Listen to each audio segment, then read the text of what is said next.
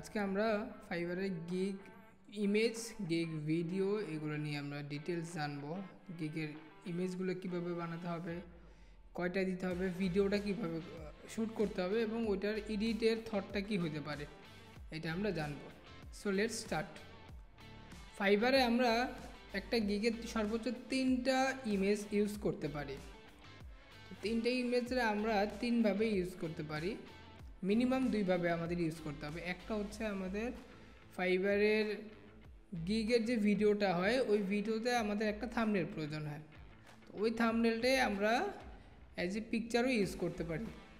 তাহলে একটা ইমেজ আমরা বানাবো যেটা আমার থাম্বনেল হিসেবে কাজ করবে, সেটা গিগের ভিডিও হোক বা গিগের জন্য হইতেও পারে। তা আমরা একটা ইমেজ ইউজ করবো যেটা গিগ থাম্বনেল বা গিগের মেইন ইমেজ হবে। বাকি যে 2টা ইমেজ, এটা আমরা আমাদের আগের প্রিভিয়াস কাজের কোনো একটা ওয়ার্ক স্যাম্পল বা ওয়ার্ক প্রুফ হিসাবে ইমেজগুলো আমরা দিতে পারি। বাকি 2টা গিগ ইমেজ আমরা আমাদের স্কিল সেট অনুযায়ী, আমরা আমাদের সার্ভিস অনুযায়ী অ্যাজ এ ওয়ার্ক স্যাম্পল আমরা দিতে পারি। Let's come to the gig video. আমাদের গিগের ভিডিওর জন্য যে ভিডিওটা ইউজ করতে হবে সেটার বেস্ট অপশন হচ্ছে নিজে ভিডিও শ্যুট করে, যেখানে আমি নিজে বা যার গিগ সে নিজে তার সার্ভিস সম্পর্কে ইন ডিটেলস ডিসক্রাইব করবে এবং সে ওই গিগে কী কী দিচ্ছে সেটা বলবে। এই ভিডিওটা শ্যুট করে দেন ওইটাকে কোনো একজন প্রফেশনাল এডিটর, অথবা যদি নিজে জানি আমরা, তাহলে আমরা নিজেরাই এডিট করে সেটা আমরা ফাইবারে ইউজ করতে পারি। এখন এডিটের ক্ষেত্রে আমাদের একটু কিছু জিনিস আমাদের খেয়াল রাখতে হবে। লাইক যারা আমরা ওয়েব রিলেটেড সার্ভিসগুলো দেই, তাদের জন্য কিন্তু ভিডিও এডিটের ক্ষেত্রে খুব বেশি হাই অ্যানিমেশন, হাই গ্রাফিক্সের ভিডিও, হাই গ্রাফিক্স ইউজ করে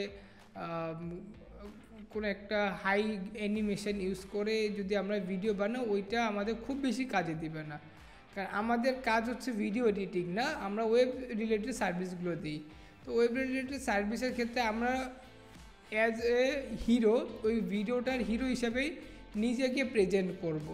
আমি আমার ফাইবারে গিগ ভিডিওটা যখন এডিট করেছি তখন আমি বলে দিচ্ছি যে আমার কোনো ফাঙ্কি বা খুব বেশি এডিট বা খুব বেশি অ্যানিমেশন দরকার নেই, আমি আমার এই ভিডিওতে যেন হিরো হিসাবে আমি নিজে থাকি।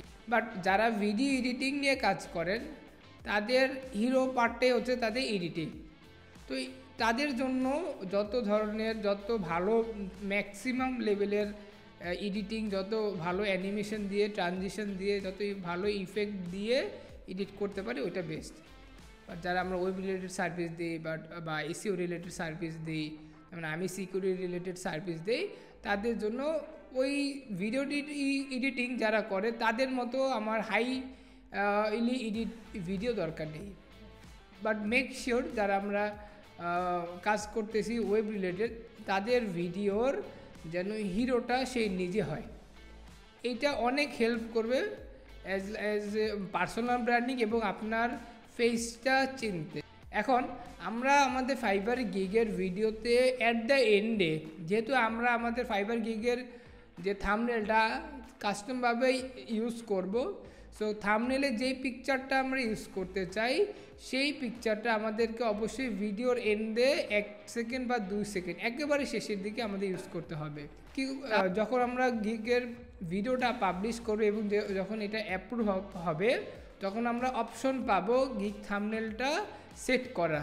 তখন আমরা জাস্ট ওই ইমেজের লেন্থের দিকে গিয়ে বা ইমেজের পার্টটুকুতে গিয়ে সিলেক্ট করে আমরা সেভ দিব আমাদের গিগ থাম্বনেলটা। আমরা যেটা চাইতেছি বা যে ইমেজটা চাইতেছি সেই ইমেজটা ওখানে সেট হয়ে যাবে। তাহলে আমাদের অবশ্যই খেয়াল রাখতে হবে যে আমরা কি সার্ভিসটা দিচ্ছি এবং ওই সার্ভিস অনুযায়ী আমাদের কি এডিটিংয়ের খুব হাইলি এডিটিংটা অ্যাজ এ হিরো দেখানো উচিত, নাকি হিরো হিসাবে আমি নিজেকে প্রেজেন্ট করব। এই জিনিসটা আমরা মাথায় রাখবো। অ্যান্ড অবশ্যই গিগ থাম্বনেল যে ইমেজটা, এটা অবশ্যই আমাদের গিগের অ্যাট দ্য এন্ডে আমাদেরকে ইউজ করতে হবে। আমি আমার ফাইবার গিগের ভিডিও এবং ফাইবার গিগের যে থাম্বনেলটা দিয়েছি as a example, it's not the best one, আমি আমার মতো করে চেষ্টা করেছি। সো আপনাদের জাস্ট উদাহরণস্বরূপ এক্সাম্পল বোঝার জন্য আমি আমার গিগ ভিডিওটা এবং গিগের যে ইমেজটা সেটা আমি কমেন্টে দিয়ে দিব।